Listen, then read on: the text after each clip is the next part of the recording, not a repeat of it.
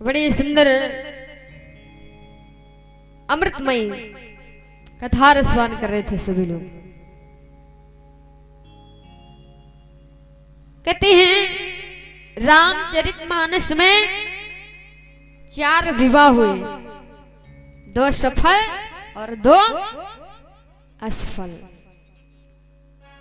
2 सफल कौन? भगवान भोलेनाथ बाबा का विवाह और प्रभु राम का विवाह। और 2 असफल कौन है? असफल वही विवाह होता है जिसका कोई मंझवानी नहीं होता।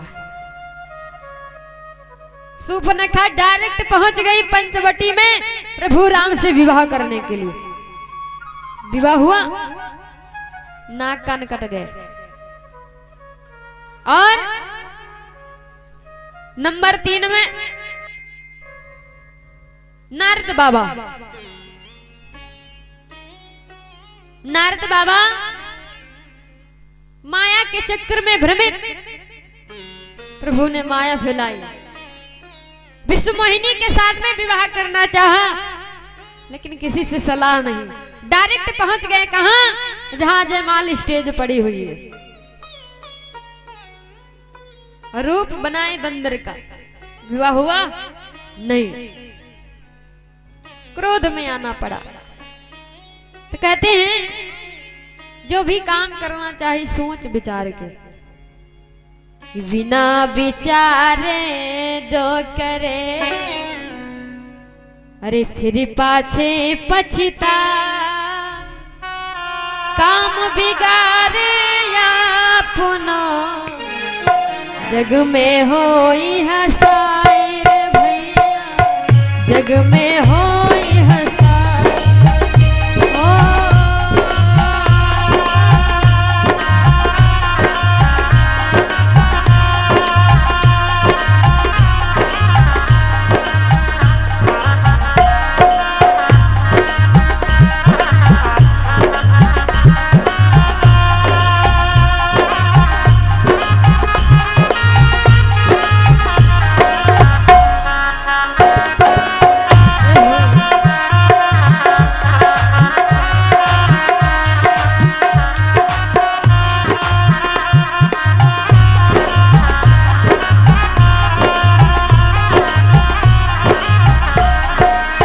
बिना विचारे जो करे फिर पाछे पछता,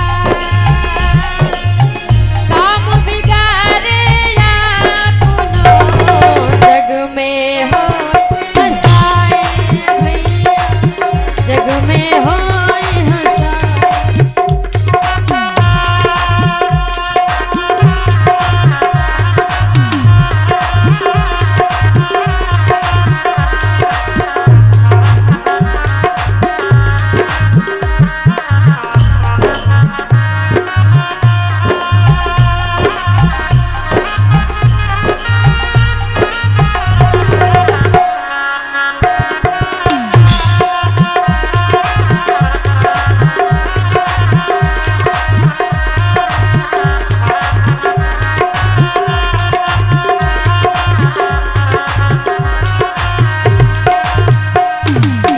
गोविंद भगवान की, भागवत महापुराण की। कहते हैं जो भी कार्य करना है जीवन में सोच समझ के। तो बड़ी सुंदर पावन कथा तो रामचरितमानस में सर्वप्रथम भगवान भोलेनाथ बाबा के विवाह की कथा अभी श्रवण कर रहे थे आप सभी लोग। जब से माता सती ने अपने शरीर को त्यागा है,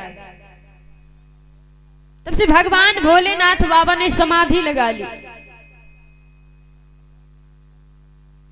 समाधि लगा लिया, उसी बीच में एक राक्षस होता है तारकासुर नाम का।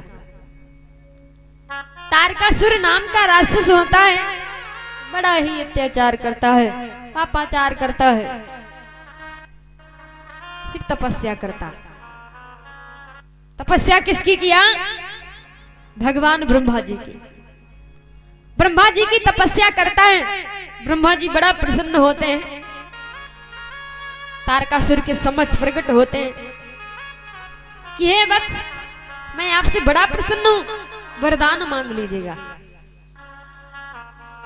तो तारकासुर कहता है, प्रभु अगर आप हमारी भक्ति से प्रसन्न हो तो आप हमको एक ही वरदान दीजिएगा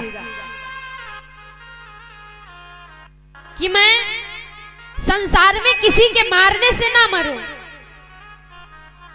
अगर मैं मरूं तो भगवान भोलेनाथ बाबा के होने वाली संतान से, अगर मेरी मृत्यु हो तो भगवान भोलेनाथ बाबा के होने वाली संतान से।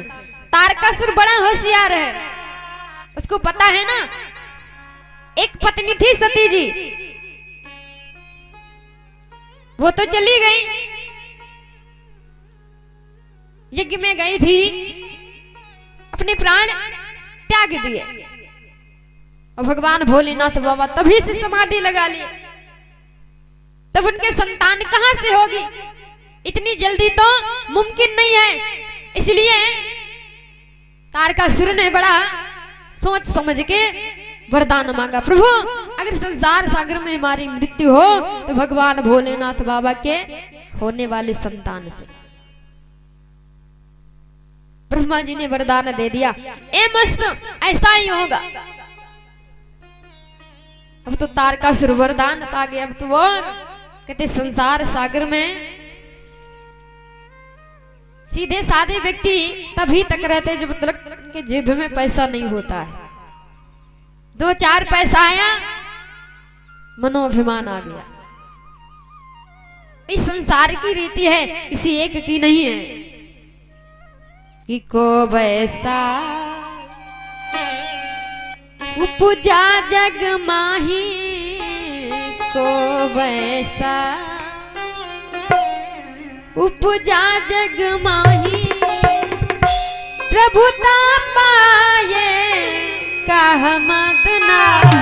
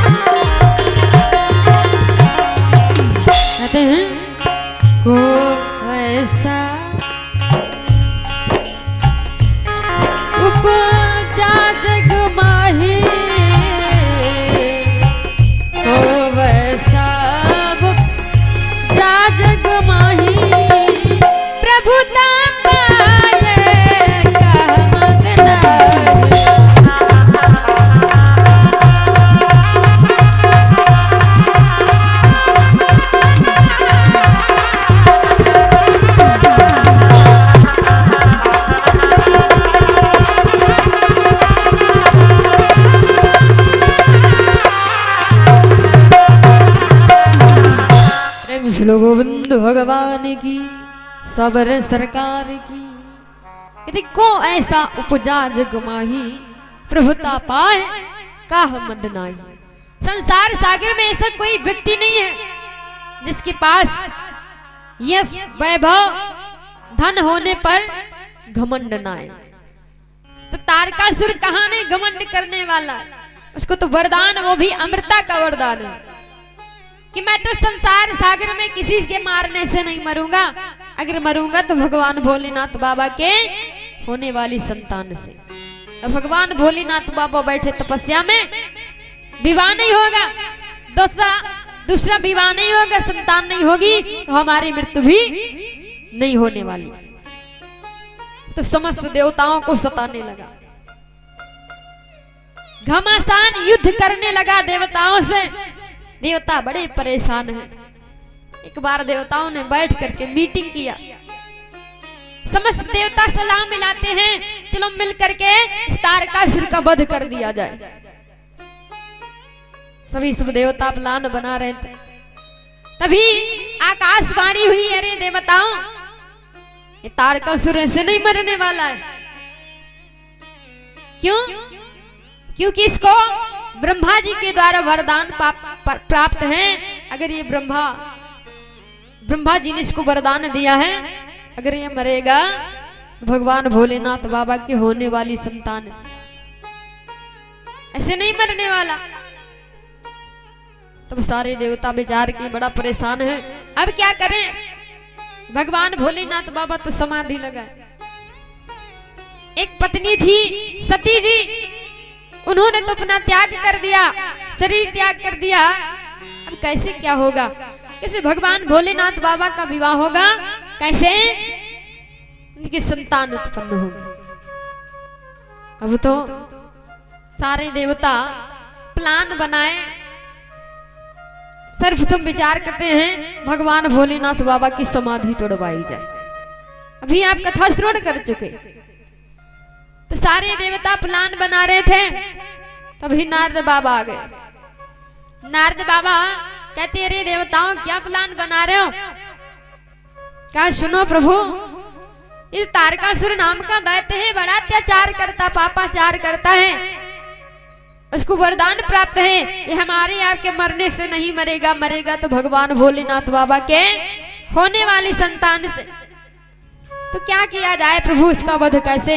इसलिए कुछ ऐसा करते हैं, भगवान भोलेनाथ बाबा की समाधि तोड़वाते हैं, इसके बाद भगवान भोलेनाथ बाबा से विवाह करने की रिक्वेस्ट करते हैं, निवेदन करते हैं। सारे देवता प्लान बना करके नारद बाबा कहते, सुनो सुनो, आप ये गलत करने जा रहे हो, समाधि तोड़ने की तुम सबके बस की बात नहीं है। अगर समाधि तोड़ने के लिए गए ना, तो ऐसा ना हो भगवान भोलेनाथ बाबा के 2 नेत्रों के बजाय तीसरा नेत्र अगर खुल गया तो कोई लोग पता नहीं लगोगे। देवता कहते, फिर समाधि कौन तोड़वाएगा? तो कहा नारद बाबा बड़े होशियार है। नारद बाबा घर वालों से कहेंगे जागते रहो, और चोरों से कहेंगे खोदते रहो। नारद बाबा इसे देवता है। तो नारद बाबा कहते, सुनो ना, समाधि तोड़वाओगे तुम और ना तोड़वाऊंगा मैं, फिर कौन तोड़वाएगा? सुनो, नारद बाबा कहते हैं भगवान भोलेनाथ बाबा की अगर समाधि कोई तोड़वाएगा तो उनके साधु साहब। साधु साहब कौन है? हिमांचल की 2 बेटियां, एक का नाम रति, जिसका विवाह कामदेव के साथ में हुआ। तो कहते हैं कामदेव भगवान भोलेनाथ बाबा के रिश्ते में साधु हैं, चलो चल करके उन्हीं से रिक्वेस्ट करते, निवेदन करते हैं। तो सारे देवता कामदेव के पास पहुंचे। कामदेव जाता है, एक पुष्प का बाण मार के भगवान भोलेनाथ बाबा की समाधि खंडन कर दी। समाधि टूट गई, लेकिन जैसे भगवान भोलेनाथ बाबा को क्रोध आया, काम वहीं पे भस्म हो जाता है। सारे देवताओं ने खबर सूचना सुनाई है रति जी को कि तुम्हारे पति को भगवान भोलेनाथ बाबा ने भस्म कर दिया। तो रति रोते हुए आती है, कहती प्रभु आपने तो जरा भी नहीं विचार किया। संसार सागर में एक पत्नी बिना पति के कैसे रहती है, इसका जीना नामुमकिन होता है। कहती क्या है रति रोते हुए कि छीन सिंदूर मेरा लिया है, तुमने सोचा बिचारा नहीं है।